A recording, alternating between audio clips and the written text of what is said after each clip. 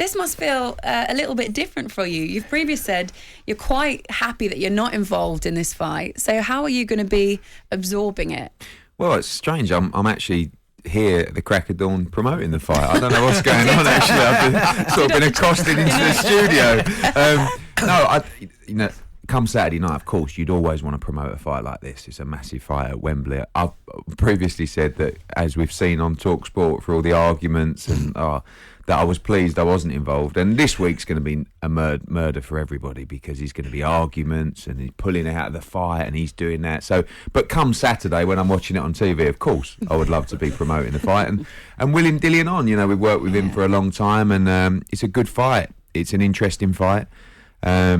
He's got to get into the fight. I spoke to him this morning, actually. He's ready. I think he's in great shape. I'm sure, like I said, there's going to be a lot of shenanigans this week, and let's hope we see him in there on Saturday night for what I think will be a good fight. Mm-hmm. You mentioned that, Eddie, and it's interesting there because, as you would expect, listening to Tyson, if he lands a Lancaster bomber, as he calls it, the game's a bogey.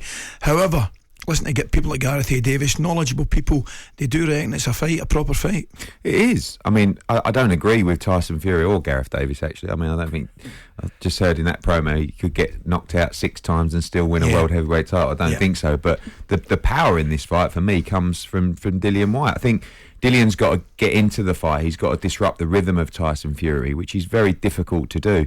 We saw that with Anthony Joshua against Alexander Usyk. He failed to do that. He failed to disrupt the rhythm of Alexander Usyk. And Tyson Fury, I think, will box a very safe fight in this fight. I think he'll try and control the pace. He'll try and be awkward.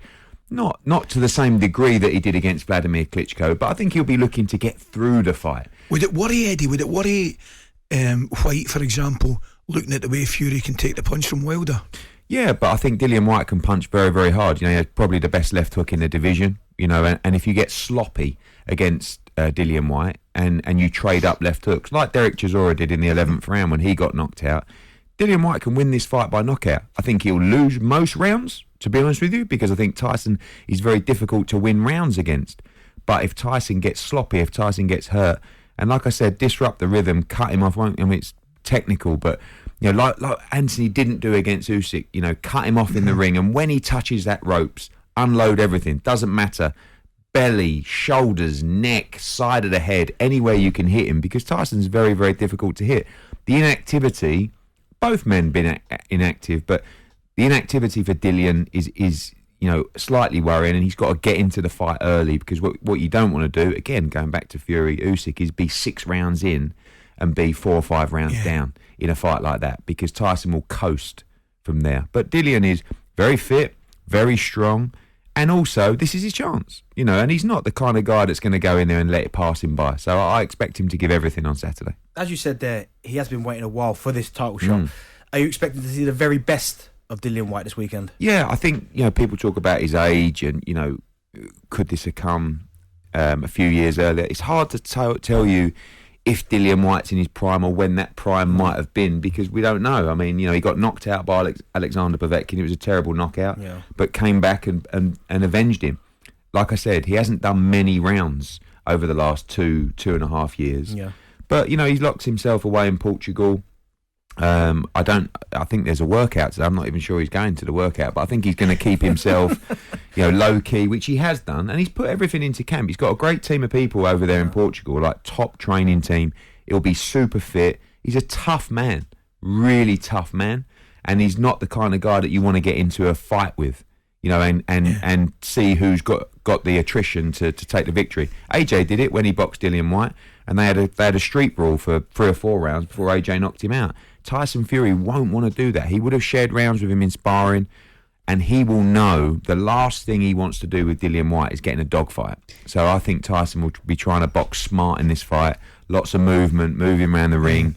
And, I don't expect him to come out the same way that he did against Deontay Wilder and be aggressive, because I think that would give us a great fight. But I can't see him doing that at all. Eddie, if you were promoting this fight and Dillian was doing what he was doing by, like you say, keeping himself away, not getting involved in any of the promotion, Would you be frustrated with that? What do you think about what he's Yeah, doing? because it's going to affect. I mean, I know it's been a bit of fun and you guys got some great sound bites, but it massively affects the pay-per-view numbers for the fight. You know, this is a big fight. It'll do great numbers, but it could have had a tremendous build-up, bringing the two guys together and, you know, more shoulder programming inside the camp, all this kind of stuff. So I can see the frustrations from Frank Warren and you know, Jeffrey Benz, I know, and you know, we've dealt with Dillian Whyte for 6 or 7 years. Like they're not the easiest, but there's a way to deal with them, and we've reached a point where it's very straightforward between us when we work. But you know, it's that's why I said, you know, I wouldn't want to be involved in this fight because it's been terribly messy, and I would imagine the aggravation has been through the roof, and probably more this week. Why has Dillian done it, and do you think he's actually going to end up benefiting from it in any way? I think he's used to dealing with us, you know, not, you know, sort of champion us, but we are a lot more straightforward than some promoters out there. But at the same time, certain things were agreed. He was under a lot of pressure to sign the contract, because if he didn't sign it by a deadline, he would have lost his opportunity to fight for the world title. But there was lots of stuff that was promised would be agreed if the contract was signed. Frank Warren was right. There's a lot of stuff he's asking for that isn't actually in the contract, but was promised to him. So I think it was like a trade-off in the end of, well, if you're not going to give me what you promised, I'm not going to do the meet. He didn't want to come to the press conference. He's there in Portugal, you know, in his training camp. He's quite happy to stay there. So I think everybody's in the wrong, to be honest with you, but it doesn't really matter because we're only a few days to go. And at times it's brought a little bit of extra attention, but not getting the guys together has probably, you know, lost a little bit of its spark. But this week you'll see them together, and I expect the press conference to be very entertaining. I also like the mind games of Dillian Whyte, because Tyson Fury is a bit of a control freak in that respect. He wants to control the situation. He wants to control, and he hasn't really been able to know what's going on. You know, he was probably told Dillian was at a press conference. Then, you know, on the day, Dillian's not going, and Tyson's out of his control a little bit. Also, don't forget, Tyson Fury did exactly the same thing against Vladimir Klitschko. He didn't turn up to the press conference.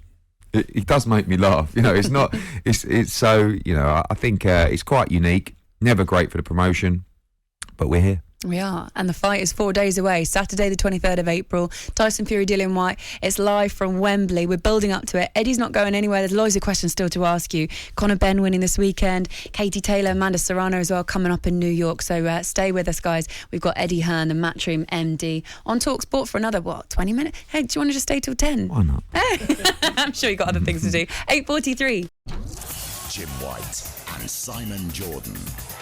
Monday to Friday mornings from 10 on AM, on DAB, via the talkSPORT app and on your smart speaker. talkSPORT.